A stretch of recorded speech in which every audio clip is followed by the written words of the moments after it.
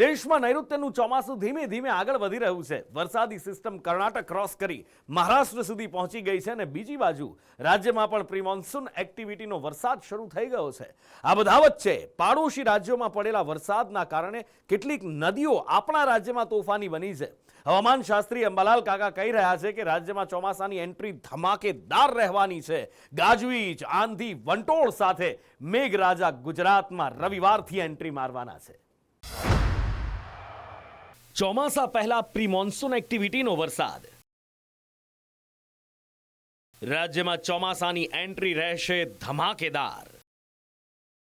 આંધી, વંટોળ અને ગાજવીજ સાથે આવશે વરસાદ।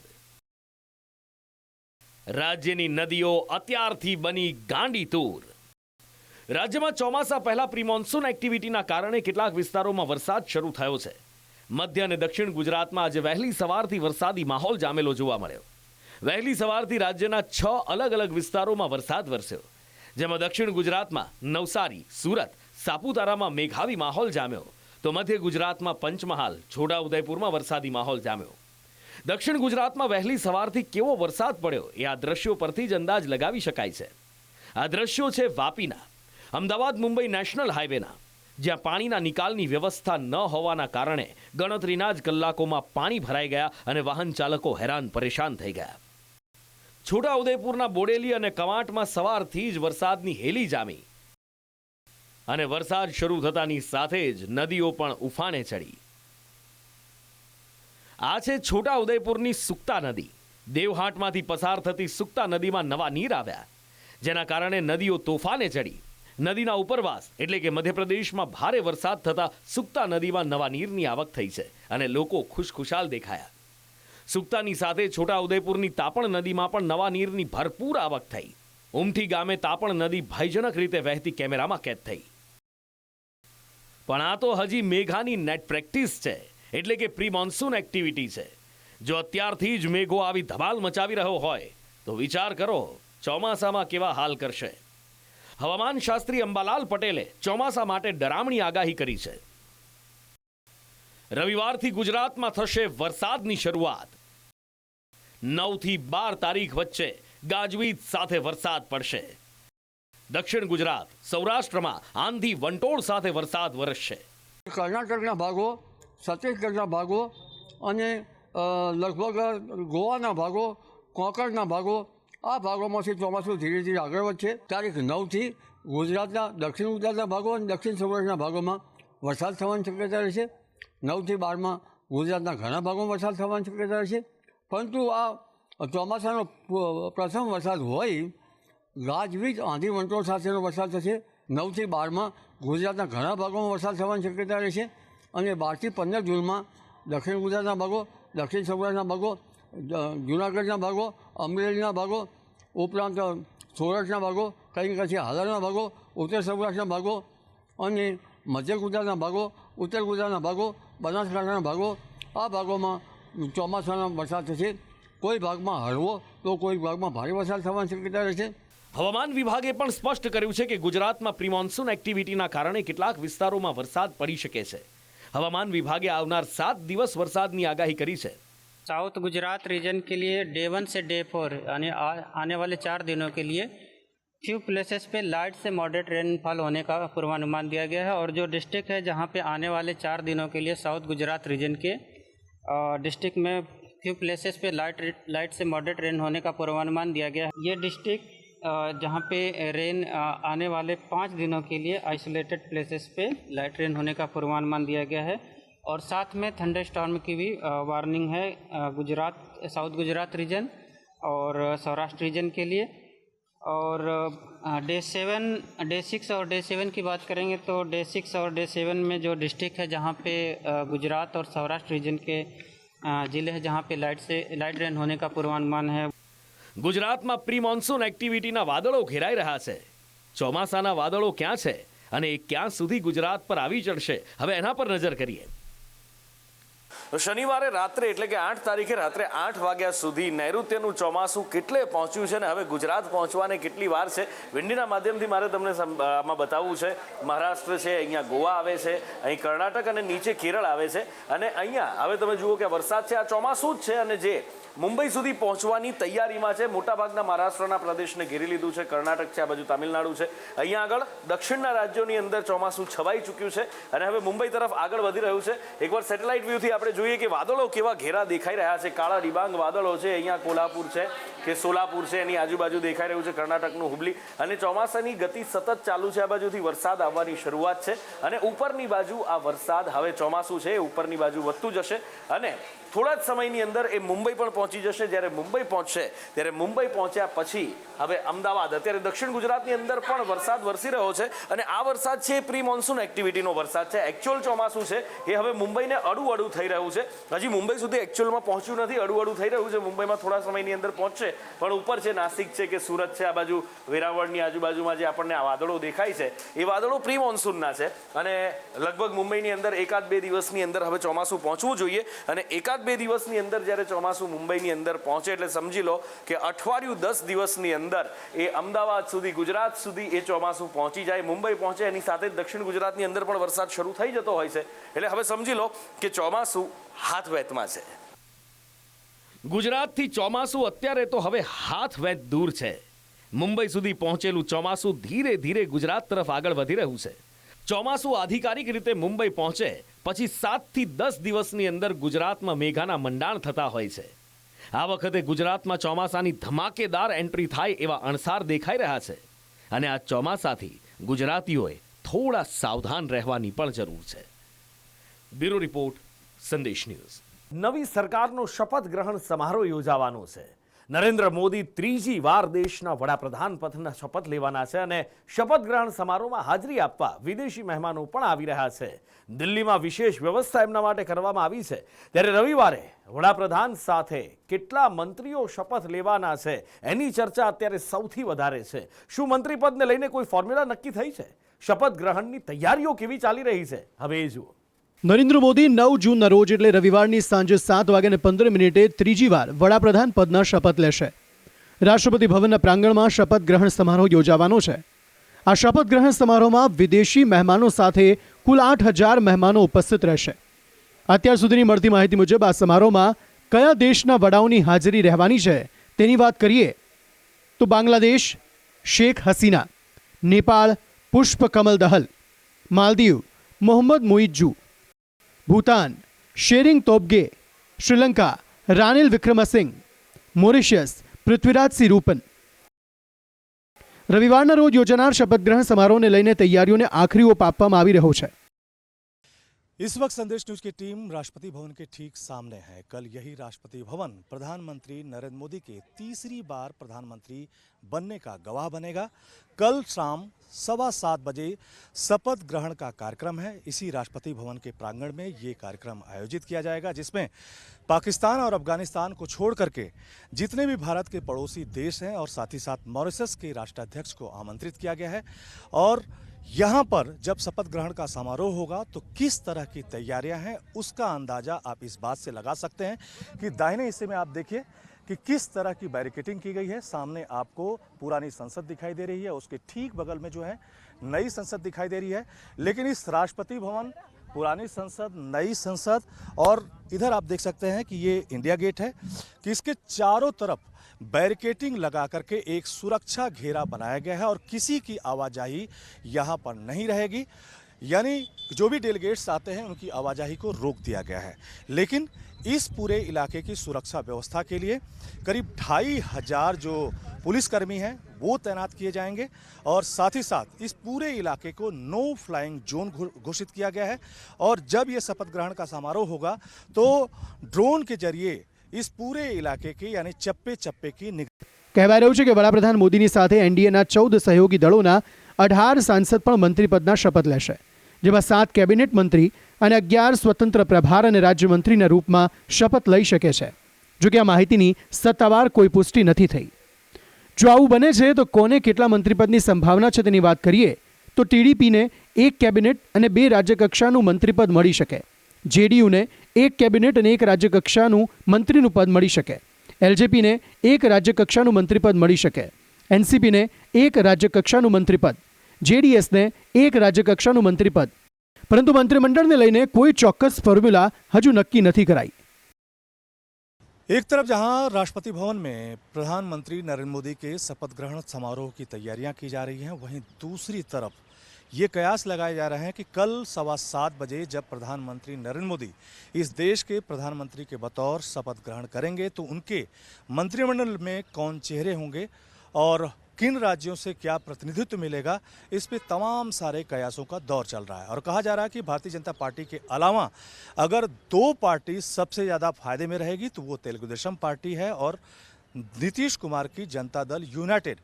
और कहा जा रहा है कि मंत्रियों के बंटवारे को लेकर के एक फार्मूला तय किया गया है। फार्मूले के मुताबिक 4 सांसदों पर एक मंत्री पद दिया जा सकता है और इस तरह से तेलुगु देशम पार्टी को जो है 4 मंत्री पद दिए जा सकते हैं और जेडीयू को जो है 3 મંત્રી પદ दिए जा सकते हैं। હમ પાર્ટીના સુપ્રીમો જીતનરામ માંઝીએ માહિતી આપી છે કે બેઠકોનો દોર ચાલુ છે, હું એ કમિટીમાં નથી એટલે કંઈ નહીં કહી શકું. देखिए, बैठकों का दौर तो चल ही रही है और आज सभी नेताओं से मिल रहे हैं, कल भी मिले हैं जेपी नड्डा साहब और ऐसा महसूस हो रहा है कि प्रधानमंत्री ने दावा पेश कर ही दिया है तो स्वाभाविक है आपस में बैठ कर के मंथन चल रहा होगा कि भाई मंत्री कितने बनेंगे, किन को मंत्री बनाना है, किन को क्या विभाग देना है। तो ये तो उन लोगों की बात है, हायर अप्स में चल रहा है, उस कमेटी में या उस कोर ग्रुप में हम नहीं हैं। और जाहिर सी बात है कि कल 7:15 में वोट होना है प्रधानमंत्री जी का और उनके मंत्रिपरिषद के लोगों का। तो ये सारी बातें तो स्पष्ट है कि वोट होना है, लेकिन कितने मंत्री पद का गोपनीयता का लेंगे शपथ, किनको लेना है, ये सब तो सब प्रधानमंत्री और उनके जो कोर ग्रुप के लोग हैं वो लोग समझते हैं, उससे हमको कोई मतलब नहीं है। देखिए, सुगम रास्ता पर अगर आदमी चलता है और चलते रहता है, काफ़ी दूरी तय कर लेता है, तो वो अगर कहे कि हम बहुत दूरी तय कर लिया तो उसकी खासियत नहीं है। खासियत उस राही का है जो दुर्गम रास्ता पर चलता है और सर समय अपना गंतव्य स्थान पर चल जाता है। तो ये जो प्रधानमंत्री नरेंद्र भाई मोदी जी तीसरी बार लेंगे लगा। બીજી બાજુ લોક જનશક્તિ પાર્ટી રામવિલાસ એટલે કે ચિરાગ પાસવાનની પાર્ટીના સાંસદ શાંભવી ચૌધરીએ નિવેદન આપ્યું કે અમારા નેતાએ મંત્રીમંડળમાં કોઈ સ્થાન માંગ્યું નથી, પણ જો કોઈ જવાબદારી સોંપવામાં આવે છે તો તે પૂરી નિષ્ઠાથી પોતાની જવાબદારી નિભાવશે. जहाँ तक हम जानते हैं हमारे नेता चिराग पासवान जी का कोई भी डिमांड नहीं है, पर अगर उन्हें कोई जिम्मेदारी सौंपी जाएंगी तो वो अपनी जिम्मेदारी का पूर्ण तरीके से श्रद्धापूर्वक निर्वहन करेंगे। और हम बिल्कुल चाहेंगे कि लोक जनशक्ति पार्टी को वो चिराग पासवान जी के अगर उनको कोई बड़ी जिम्मेदारी मिलेगी तो पार्टी के सभी लोग बहुत ही प्रसन्न होंगे और पूरी लगन के साथ काम करेंगे. 9 જૂનના શપથ ગ્રહણ સમારોહમાં વડાપ્રધાન મોદી મંત્રીમંડળ સાથે શપથ લે છે કે નહીં તેની કોઈ સત્તાવાર માહિતી મળી નથી. ત્યારે આ મંત્રી કોણ હશે તે ક્યાંથી માલુમ પડવાનું હાલ? તો જુદા જુદા લોકોની જુદી જુદી વાતો સામે આવી રહી છે. ત્યારે મંત્રીમંડળમાં કોનો સમાવેશ થાય છે તે તો રવિવારના રોજ જ માલુમ પડશે. બ્યુરો રિપોર્ટ, સંદેશ ન્યૂઝ. સંસદના સેન્ટ્રલ હોલમાં ગઈકાલે એનડીએની સંસદીય દળની બેઠક મળી અને આજે એ જ સેન્ટ્રલ હોલમાં કોંગ્રેસની પણ બેઠક મળી, જેમાં સોનિયા ગાંધીને કોંગ્રેસના સંસદીય દળના नेता તરીકે ચૂંટવામાં આવ્યા છે. પાર્ટી અધ્યક્ષ મલ્લિકાર્જુન ખડગેએ સંસદના સેન્ટ્રલ હોલમાં પાર્ટી નેતાઓની બેઠકમાં સોનિયા ગાંધીના નામનો પ્રસ્તાવ મૂક્યો. ગૌરવ ગોગોઈ અને તારિક અનવરે એ નામને સમર્થન આપ્યું.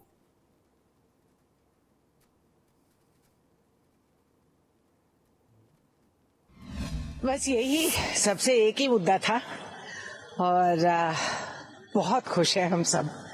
कहने की बात नहीं है क्योंकि सब जानते हैं देश भर में लोगों का दिल में उभर आई है एक संतोष, एक संतुष्ट और एक तसल्ली कि आगे हम बढ़ के और हम कदम लग रहा है विपक्ष इस बार मजबूती के साथ।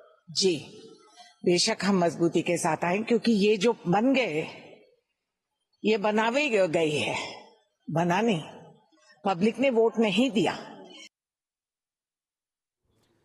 આ પહેલા સવારે કોંગ્રેસ વર્કિંગ કમિટીની બેઠક મળી હતી અને એમાં રાહુલ ગાંધીને લોકસભામાં વિપક્ષના નેતા બનાવવાનો પ્રસ્તાવ મૂકવામાં આવ્યો હતો.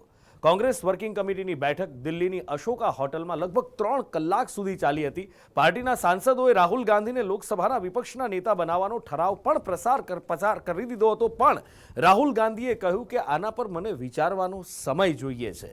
છેલ્લા 10 વર્ષથી લોકસભામાં વિપક્ષના નેતાનું પદ ખાલી છે. 2014માં કોંગ્રેસને 44 બેઠક મળી હતી, 2019માં 52 બેઠક મળી હતી. ભાજપ પછી કોંગ્રેસ સૌથી મોટી પાર્ટી બની હતી, પણ તેમ છતાં વિપક્ષના નેતાનું પદ મળી શક્યું નહોતું, કારણ કે 543માંથી એટલે કે કુલ બેઠકમાંથી 10% બેઠક કોંગ્રેસ જીતી શક્યું નહોતું.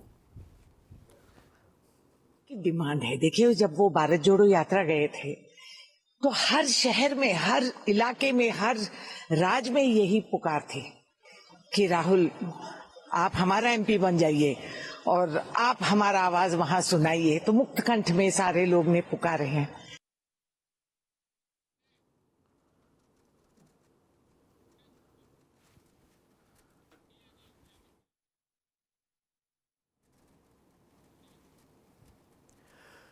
આવતીકાલે વડાપ્રધાન નરેન્દ્ર મોદીની શપથવિધિ થવાની છે. ત્રીજી વાર વડાપ્રધાન નરેન્દ્ર મોદી દેશના વડાપ્રધાન બનવાના છે.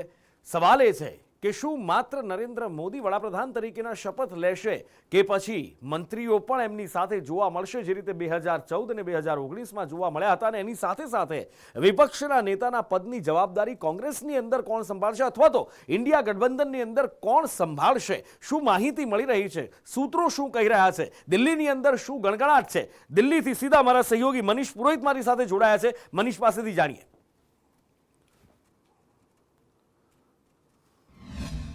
નુપુર, અત્યારે જે દિલ્હીની રાજનીતિક ગલિયારાઓમાં આજનો એ દિવસ બહુ જ મહત્વપૂર્ણ હતો, કારણ કે આજે નક્કી થવાનું હતું કે કેન્દ્ર સરકારમાં આ વખતના નવા મંત્રીમંડળમાં કોના કોના નામ હશે, કયા કયા સાંસદો છે જેમને અત્યારે પણ ઇંતજાર છે ફોનનો, કે જે દિલ્હીના ભારતીય જનતા પાર્ટીના હાઈકમાન્ડમાંથી આવવાનો છે BL સંતોષ, જેમને મોટાભાગે ફોન કરતા હોય છે, એ કયા અહોભાગી નેતાઓ હશે કે જેમને આજે રાત્રે ફોન આવવાનો છે.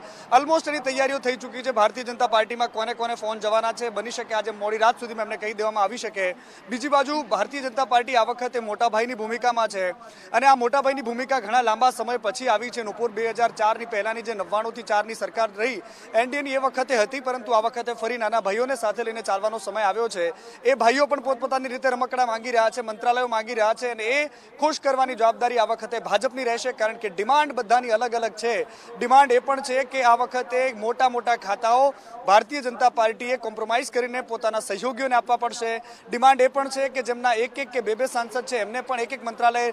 એવી પણ વાત સામે આવી રહી છે કે લગભગ 18 જે ખાતાઓ છે એ 18 મંત્રીઓ સાથે આવતીકાલે પ્રધાનમંત્રી મોદી શપથ લેશે, એવી સૂત્રો દ્વારા માહિતી મળી રહી છે. કોઈ ઓફિશિયલી આ વાત નથી, પરંતુ પોતાના જે સહયોગીઓ છે, એનડીએના સાથી દળો છે, એમને લગભગ 17 થી 18 ખાતા ભારતીય જનતા પાર્ટી આપી શકે છે.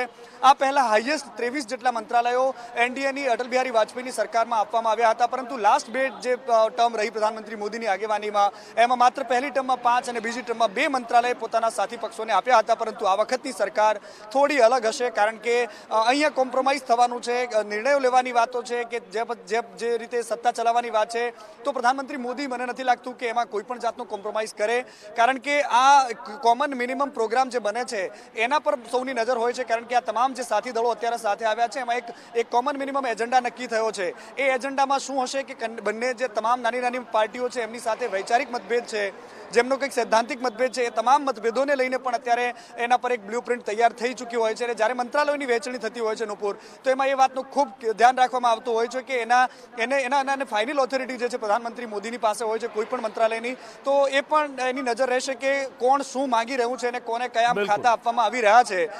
એના સિવાયની બીજી વાત એ છે કે અહીંયા આખું દિલ્હી જે છે એ સંપૂર્ણ રીતે સજ્જ છે. વિદેશી મહેમાનો પણ અહીંયા આવી ચૂક્યા છે.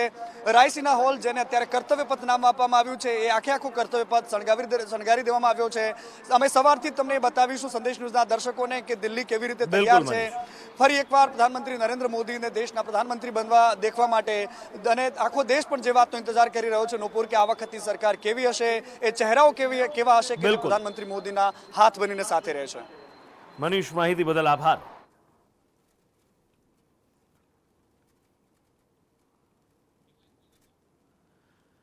અને આ સંસદના સેન્ટ્રલ હોલની એ બે તસવીર ગઈકાલની અને આજની તસવીર કે જ્યાં એનડીએની ગઈકાલે સંસદીય દળની બેઠક મળી, જ્યાં વડાપ્રધાન નરેન્દ્ર મોદીને એનડીએ દળના નેતા ચૂંટવામાં આવ્યા હતા, અને આજની આ સેન્ટ્રલ હોલની ઇન્ડિયા ગઠબંધનની બેઠક કે જેમાં સોનિયા ગાંધીને ઇન્ડિયા ગઠબંધનના સંસદીય દળના નેતા ચૂંટવામાં આવ્યા છે। नीतीश कुमार को उन्होंने कहा है कि ऑफर भी आया था कि प्रधानमंत्री बनने के लिए, और नीतीश कुमार जी ने मना कर दिया। अच्छा, तो क्यों नीतीश कुमार जी को, क्यों चंद्रबाबू नायडू को क्यों नहीं? वो भी तो अलाय ज्यादा सीट तो उनको मिले हैं।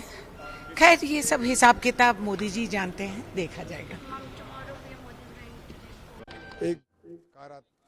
અને આ બધા વચ્ચે એ વાત પણ જાણવા મળી રહી છે કે રાહુલ ગાંધી વયનાડની બેઠક છોડી શકે છે। કોંગ્રેસના સૂત્રોમાંથી આ માહિતી સામે આવી છે। ગઈ વખતે તેઓ અમેઠીથી હાર્યા હતા, વયનાડે તેમને સાચવ્યા હતા, પણ આ વખતે તેઓ વાયનાડની એ બેઠક છોડી શકે છે, રાયબરેલી બેઠક જાળવી શકે છે।